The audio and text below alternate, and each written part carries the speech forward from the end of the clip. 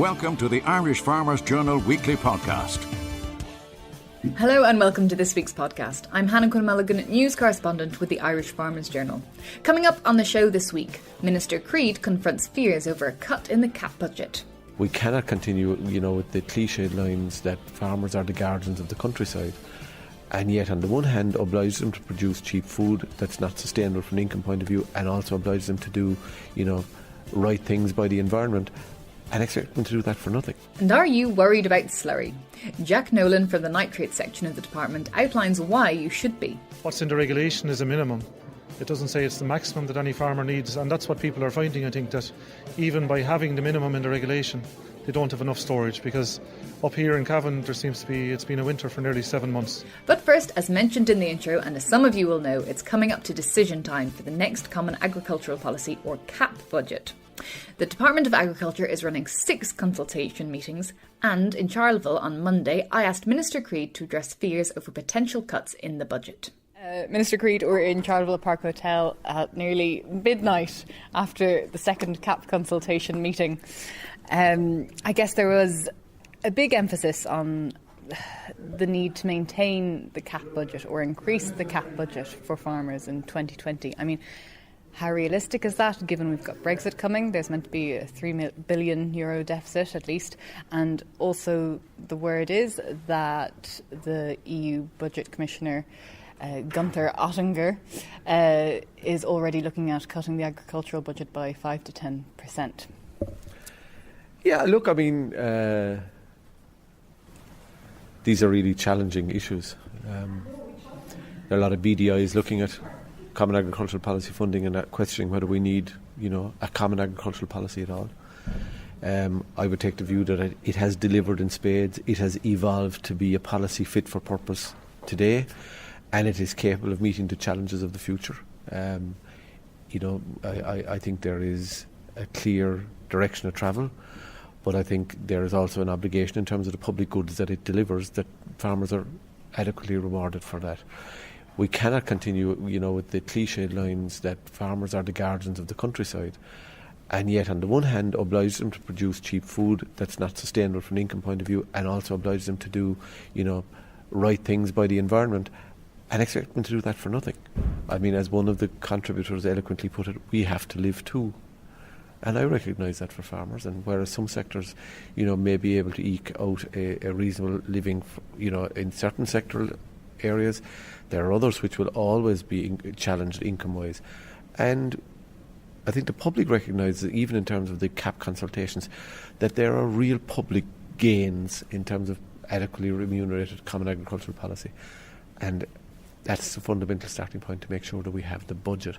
We have all of the reasons why we should have a budget, in terms of income for farmers, environmental sustainability, animal welfare, safe food, traceability. We just now have to deliver on that, and obviously Commissioner Oettinger is a key player, and he'll be visiting Dublin shortly, so we will be making those points forcibly to him. Environmental sustainability there, and sustainability was a big topic as well. Farmers are used to getting that little brown envelope they see with their direct payment money, and 30% is a greening payment. That's likely to be phased out. Do we know what's going to be there instead? Well, we don't at this stage. What the Commission paper says is, and I'm paraphrasing it now, we have to be more ambitious from an environmental perspective with CAP. And that's, you don't need to be, Einstein to figure that one out. That's inevitably going to be the case. The question is, how do we do that? What are the policy instruments that we need to devise? We have certain ones that we're using at the moment, like BDGP and GLAS. And I think the next ones are going to be more about what are the outputs from your farm? How are you individually reducing your carbon footprint, meeting biodiversity requirements, improving water quality? How is your farm individually meeting those? I think they're the kind of things that people will be paid for in the future. And obviously, vested interest in this €200 per cow, suckler cow payment as well. Is that likely to come on board? I won't get away without asking. You have to declare a conflict of interest. You have to. Nobody would be allowed. The reciprocal question which hasn't been answered is: are you talking about a coupled payment, Nobody has told me that it's not. And a coupled payment drives numbers at the expense of quality. So people, can keep an old stripper cow, a 10-year-old suckler that goes in calf every second year, draw a payment. It's just, that would be so counter to everything we are doing. That would be a joke. I think the idea was that it would be linked to efficiency targets, which I think would be fair. I know we have some of them in the BDGP, but then there's kind of a lower uptake of farmers in the BDGP, so there's issues there as well. We are paying 300 million in the current Rural Development Programme in BDGP. It's a very significant signal of our commitment to the suckler sector. Now, there may be opportunities in the next round of CAP to look at these issues. I'm certainly up to looking at how we consolidate a sustainable beef industry here. But bearing in mind, the sustainability from an environmental point of view, and I appreciate there's economic and social sustainability, but from an environmental point of view, we need to be cautious of anything that just drives numbers, because that adds to our problems. There was a divide in the room, a clear divide between dairy and suckler. And, one of the things is that dairy farming does seem to be more profitable. I know you seem to be helping the competition aspect of it. We've got a new export trade to Turkey, a fresh export trade to Turkey, if you like. Are you worried about that? Do you think it's going to change in CAP 2020 for suckler farmers? Well, look, there are a number of fault lines on this. There is the capping versus those who don't want capping. There is the dairy versus beef. There's a whole load of fault lines. And, what would be interesting is to live stream maybe the Carrigan-Shannon meeting to Charleville and the Clare Morris one to Carlow, because therein you'll see in graphic terms the different asks. And at a time when we're being given greater autonomy to devise a scheme that suits us, there's going to be some really difficult decisions to be made. My overwhelming objective is to introduce something that supports the family farm, meets the sustainability criteria, and does so in the fairest possible manner. And taking account of the sectoral challenges that are there. You're a gentleman from the sheep industry talking about a sheep payment. We haven't anything like BDGP in the sheep side. We could be looking at something like that. These are all the things that are, fair game now, in terms of there's going to be a pot of money there. Nobody knows how big or small it's going to be, but how do we get the best value for that? We hope that you're enjoying this Irish Farmers Journal podcast. Find out more at farmersjournal.ie. Forestry contracts have become a hot topic of conversation in certain parts of the country, with some landowners claiming that the forestry state body, Queensland, has reneged on its contracts. News correspondent Thomas Hubert attended an IFA meeting in Killaloe and spoke to North Tipperary IFA chair Imelda Walsh about issues concerning the farmers at the meeting. Tonight's meeting basically was an information meeting in relation to forestry. It was to give the opportunity to discuss the issues, in particular the Queensland partnerships, which have become quite a hot subject at the moment. We had Bill Stanley here from Queensland, we had Michael Summers from Teagasc, and we had Pat Collins, forestry chairman with IFA. It was quite a strong meeting in the sense that members were very, very dissatisfied with their contracts. They feel that their contracts haven't been honoured. They feel they haven't been listened to. Members suggested tonight it had been years since they've been in contact with any Quilter representative. I think that Bill Stanley, as Quilter's representative here tonight, has gone away very, very clear in relation to the anger and frustration that's out there, and accepts that obviously something needs to be done in relation to dealing with this matter. Okay. Willie, still on the forestry side, we've also heard that it is needed, and Quilcha would be a major partner as the largest forestry company in the state. What should farmers think and do in terms of forestry at the moment in your area? Well, in County Clare, there's over 16% of the county is under forestry, so it's a very big enterprise within our county.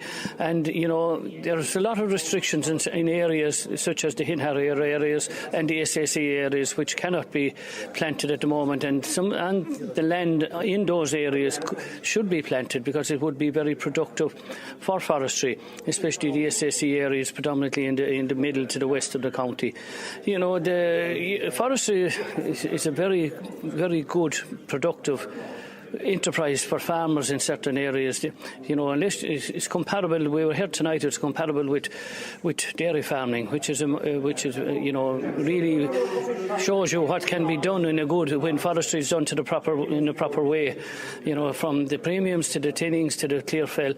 It's actually a very lucrative way of farming now in marginal land. Okay, not something farmers should turn away from.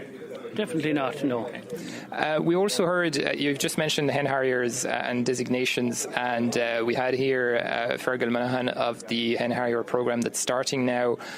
What's your feeling from the room, what you've heard from your members here, how they're approaching this scheme? Members, I suppose, tonight were anxious to get information in relation to it. It's a new scheme which is way underfunded, 25 million, which is very, very little. There's a huge amount of farmers that have land that would be suitable for the hen harrier, and they need to be compensated. Likewise, farmers that don't get into it and have land that's designated protection, they're in no man's land and they have to be compensated or allowed to farm their land in whatever way they like. It's either or, we'll say that. We'll be hoping in the new CAP budget that there will be an increase in it in relation to this.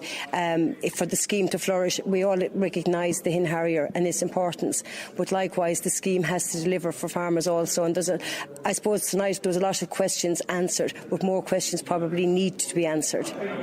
Well, one remark I heard a lot is that maybe farmers don't know exactly where they're going with that they would need more solid figures on the costs and the benefits involved. Do you agree with that, Willie? Do you hear that a lot here? Yeah, well, one farmer said that he was asked for €75 to make an application. That shouldn't happen, and as the Fergal outlined, that shouldn't happen at all. To just make the price of a stamp should be an application. Farmers don't know what's out of this scheme. They just, you have this grading system from, 4 to 10 or 1 to 10, and it's up to the farmer to do more. But we don't know what it is you have to do. It was explained tonight, but like that again, there are a lot more questions. And what you get out of it at the end of the day is very small. So, there's, as Imelda has said there, the amount of money out of it is not enough. Okay. Imelda Walsh, newly elected North Tipperary Chair of the IFA, and Willie Hanrahan, Clare Chairman of the IFA. Thank you very much to both. Thank you. Yeah. The Irish Farmers Journal Weekly Podcast. We're all told to farm more efficiently, but Liam and Geraldine Herlihy from Grana in County Limerick have taken it to another level on their dairy farm by joining Dairy Girl's Lean Farm project. Dairy Girl has trained 200 staff in lean management and now plans to roll out the project to the rest of its suppliers. Jack Kennedy, our specialist dairy editor, spoke to the couple about the project and what it entailed. We were always that type of people. I was looking up to me each other. I'm fussy and she's fussy, and the two of us, we work as a team. Very few work as a team, but we do on a farm. I suppose I don't have brilliant inside now, and we just do everything. We try and do it right, and we pick up a few bits and pieces in, and we might go to a Sunday and see something, little ornaments, and we don't drink or smoke. Yeah. Anything we do, we try and do it 100%. Okay, but do you know the organisation will say of having the scrapers in each shed and having the colours on it, and so that each shed has its own equipment. What's that? What's the focus behind that, or what's the idea behind all that? We always had things in sheds, but we joined Dairy Girl. They put 15 farmers through for this lean, and they motivated our brains more. Okay. And we kind of got thinking about what do we do next. And it's an old lease of life, right? And we came up with great ideas. It's ideal to colour code each shed. Yes. So then if somebody takes it out, correct. Well, then it's missing. It's missing, and then it's belonged to whichever shed it's colour coded for. So no matter whether it is Liam or Geraldine or someone else is working, somebody else, everything has a place. Everything has a place, and there's a place for everything. And it's brilliant. And it's great if you want something, you know exactly where it is. Just go and get your shovel or get your pike or whatever. It's making our job faster and easier. Right. To the cattle shed or pikes or scrapers, yes. They're right there beside us. Yeah. We do that shed. Yeah. We can leave everything there then and come down to the cow shed. Okay. And we have all our stuff there. This whole process, do you think it has saved you much time? So if a farmer that's not into this lean process at the moment, have you any idea in terms of numbers of what it saves in a day or a week or a... My walking distance has gone way down. Right. Because I was walking from this shed up to the parlour for hot water. I've driven 85 calves and I was up and down. Yeah. I installed an extra water heater now. Okay. So it eliminates all that walking up and down. Okay. You know, so But even having the tools hanging up and, you know, spanners and things like that, if Liam was to say to me, will you go down and get me a number 13 spanner? Yeah. Well, I can go down and get a number 13 spanner, whereas what before I wouldn't even know what size a number 13 spanner was. Yeah. And I'd have to be rooting through a box, and I could be gone 10 minutes, and he might eventually appear down, where are you going? With the 13 spanner. Correct. And sure, he'd probably know where it was in the first place, and he'd have it in 2 seconds. Yeah. But now it's so simple. a simple thing like the post and reels for the paddocks. I see that. We home them up. Yeah. And, like, we know what they are now. Yeah, correct. I'd be asking Geraldine, did you see the reel? Is it in the Jeep? Yes. Oh, it's down the shed. Yes. We go around a half an hour looking for stuff. Yes. Now we know what it is. Yeah. And we have the measurement put on the reels. Yes. Because I've often gone to the outside farm. When you say the measurement, you mean the meters, 100 meters of wire or whatever. Yes. I've often gone to the outside farm and you'll be shot 10 metres. Yes. Yeah. And you have to come back home again to the post and time.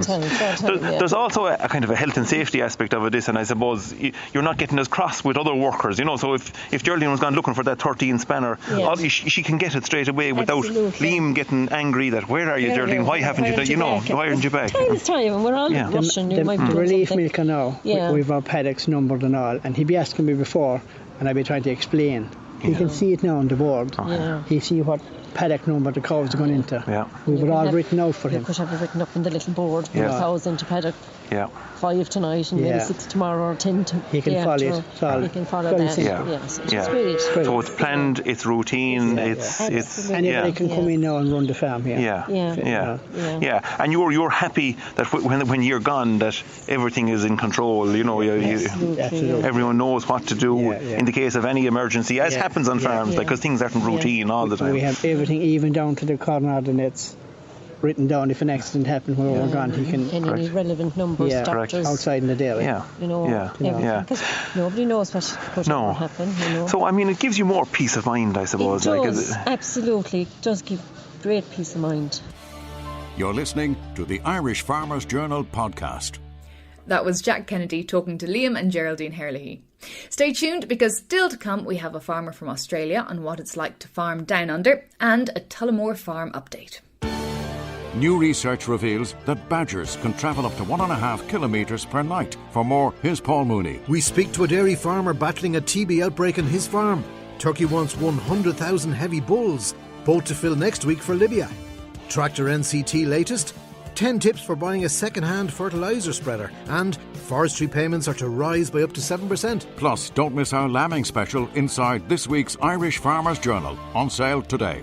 Now, the issue of slurry management and storage is becoming an area of increasing concern as national herd sizes expand. News and Sheds correspondent William Conlon spoke to Jack Nolan in the nitrate section of the Department of Agriculture about issues concerning farmers. There isn't a solution at the moment, William. One farmer in the audience brought it up himself that he has a good bit of extra storage and he feels he needs it. What's in the regulation is a minimum.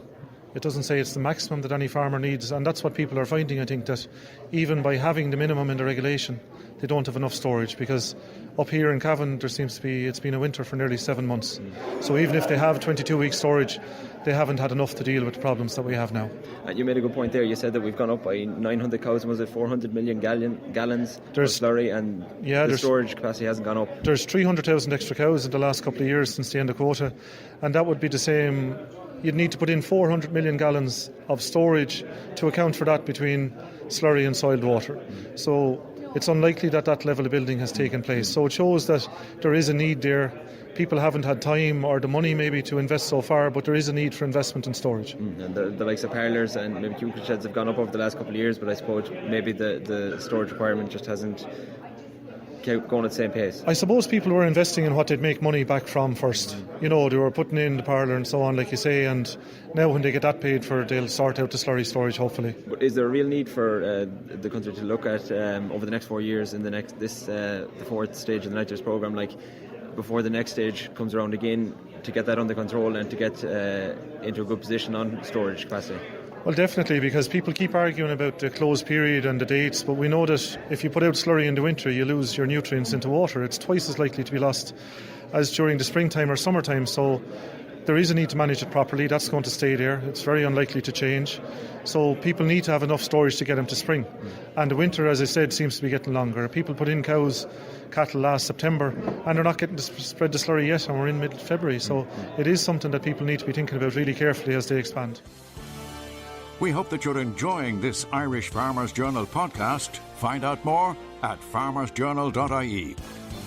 With all the snow and weather warnings over the past few weeks, we might envy farmers in Australia. But farming down under is not without its challenges, as Lorcan Allen heard from Luke Bradley, a farmer from central Queensland who produces grain and beef. We mostly grow summer crops, but a combination of winter pulses and some winter cereals as well.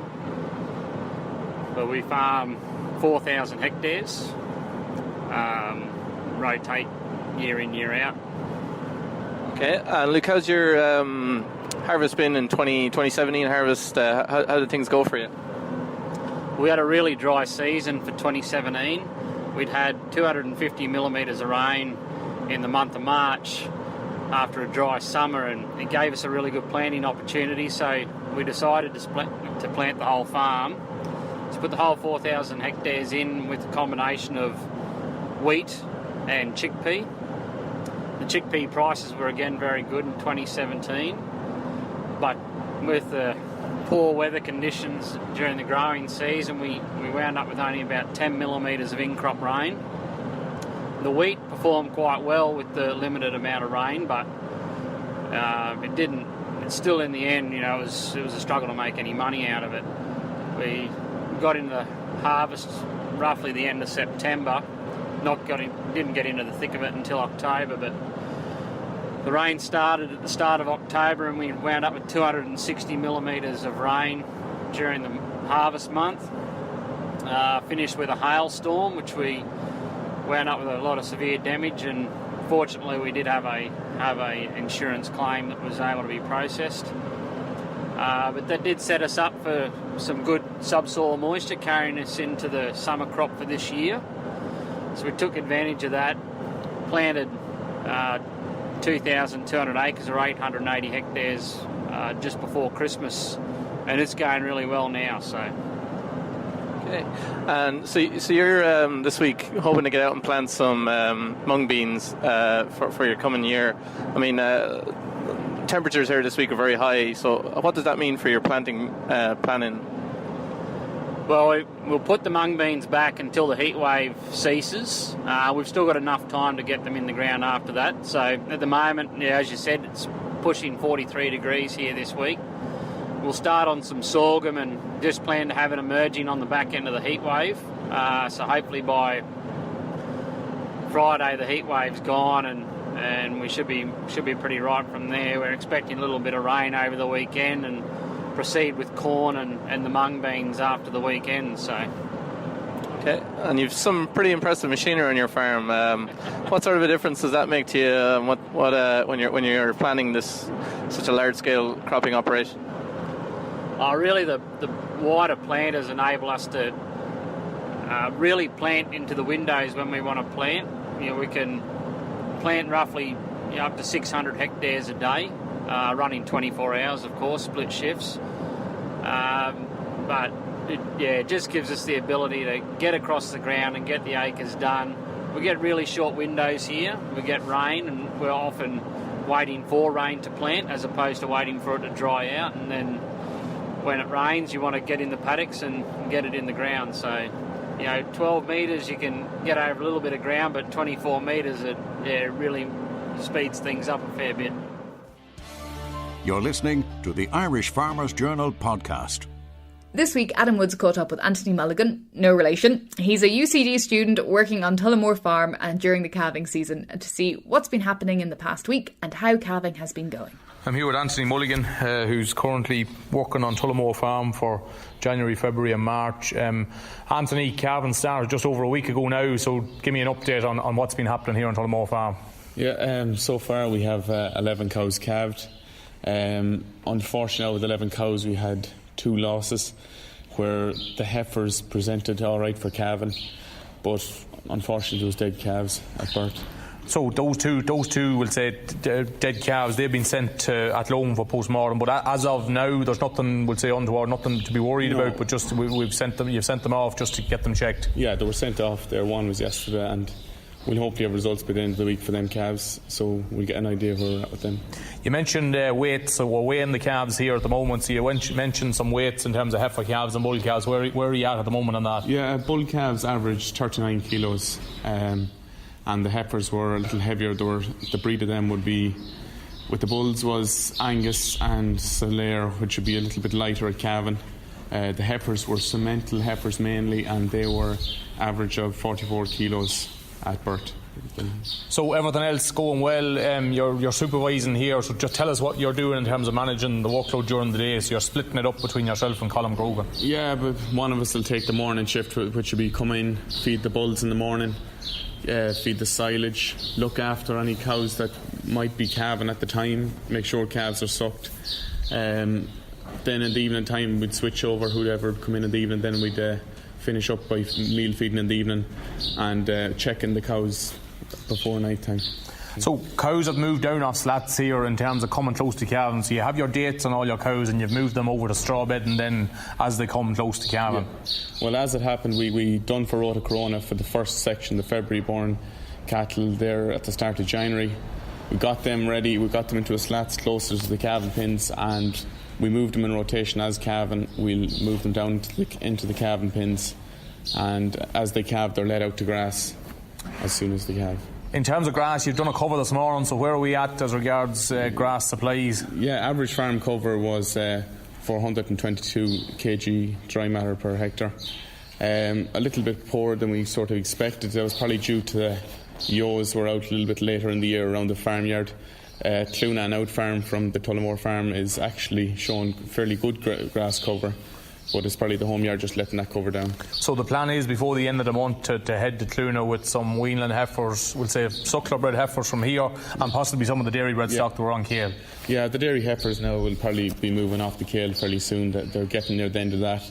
They're getting a little over 2 kilos of meal a day, along with a bale of silage as well, and they'll hopefully be moved off before the end of the month if the ground conditions improve. So housing is under pressure here on Tullamore Farm, I suppose, for cows and calves. So you've been moving out to grass almost straight away, we'll say after a few days, once calves are hardy enough to move out. Yeah, once the calf is showing signs of sucking and good health, he's let out to grass. The cows are then fed 3 kilos of meal along with 60 grams of Calmag sweet, just to make sure there's no, obviously for the fear of grass tetany. The calves will get one tag in the ear as they're let out, and we bring back in and dehorn any calves that are missing a tag, whatnot. And that's it from this week's podcast. Follow us on Twitter, Facebook, Snapchat and our app to keep up to date with all the farm news during the week. The sound engineer was Ferdy Mooney and I'm Hannah Quinn Mulligan. Have a great Valentine's Day and we'll be back again next week. The Irish Farmers Journal podcast, online at farmersjournal.ie and on iTunes every Thursday.